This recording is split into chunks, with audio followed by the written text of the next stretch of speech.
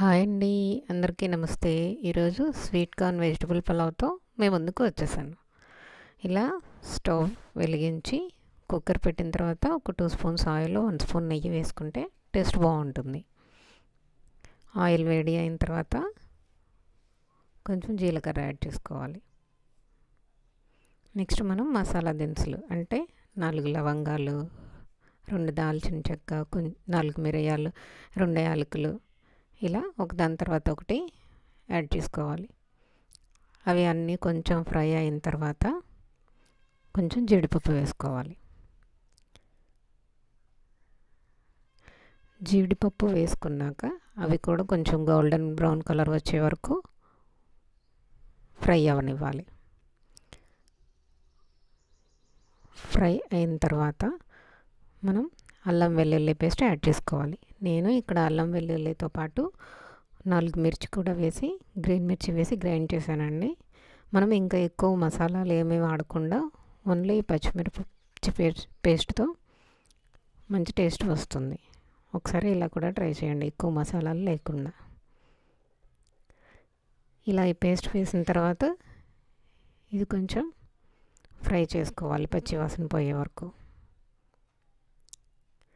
ఇలా కొంచెం వేగిన తర్వాత అన్నీ మనం వెజిటబుల్స్ ఒక్కొక్కటి యాడ్ చేసుకుందాం. ఇలా సన్నగా కట్ చేసి పెట్టుకున్న ఆనియన్ వేయాలి. ఇవి వేగిన తర్వాత మనం ఒక్కొక్కటి క్యాప్సికమ్, ఇంకా తర్వాత క్యారెట్, కట్ చేసి పెట్టుకున్న ఆలు కూడా వేసిన తర్వాత ఇప్పుడు ఒక 2 మినిట్స్ వెజిటబుల్ అంతా కుక్ అయ్యే వరకు వేగనివ్వాలి. ఇలా వేగిన తర్వాత ఇప్పుడు మనం టమాటాలు యాడ్ చేసుకోవాలి. ఇంకా గ్రీన్ బటానీ నానబెట్టుకున్నవి కూడా వేసి మళ్ళీ ఇప్పుడు ఇంకొక 2 మినిట్స్ వెజిటబుల్స్ కుక్ అవనివ్వాలి. నెక్స్ట్ మనం ఈరోజు స్పెషల్ ఐటెం స్వీట్ కార్న్ కూడా యాడ్ చేసుకోవాలి.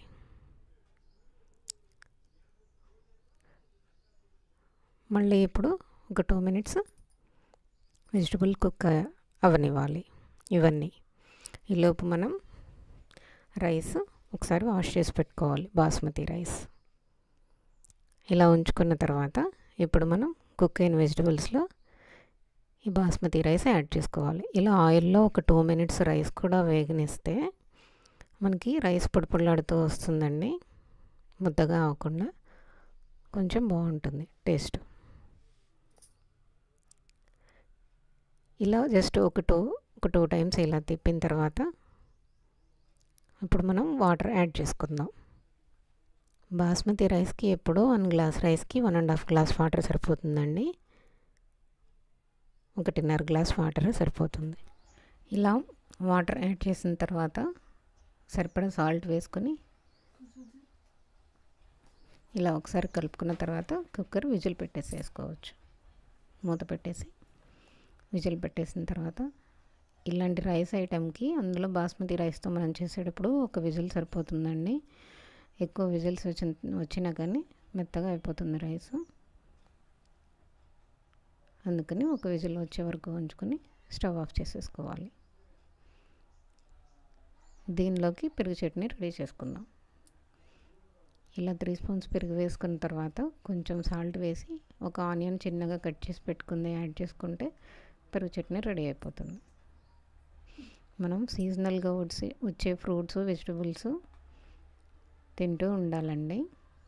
ఇప్పుడు ఈ టైంకి స్వీట్ కార్న్ వస్తుంది, ఇంకా వాటర్ మెలన్ అవి వస్తూ ఉంటాయి కదా, అవి వాడుతూ ఉంటే మంచిది.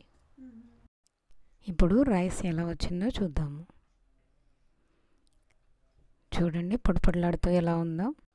ఇప్పుడు మనకి sweet corn vegetable pulao with పెరుగు చట్నీ రెడీ అండి. మీరు కూడా ట్రై చేసి టేస్ట్ ఆస్వాదిస్తారని కోరుకుంటూ థ్యాంక్ యూ ఫర్ వాచింగ్.